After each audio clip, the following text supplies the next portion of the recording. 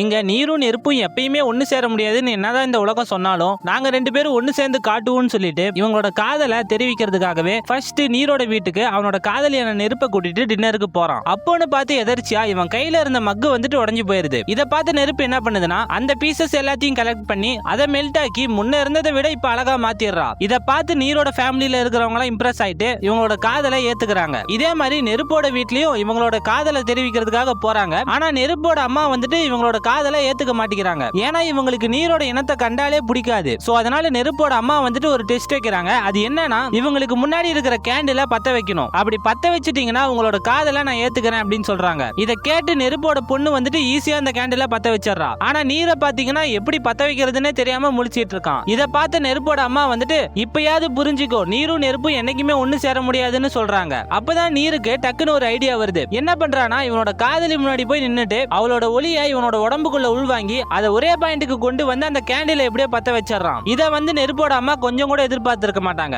இது மட்டும் இல்லாம இவங்க இந்த கேண்டில வச்சு இவங்களோட எதிர்காலத்தை கூட கணிச்சு சொல்ல முடியும். இப்போ இந்த உலகத்துக்கே புரிஞ்சிருக்கும் இவங்களோட காதலை யாராலையும் பிரிக்க முடியாதுங்கிறத.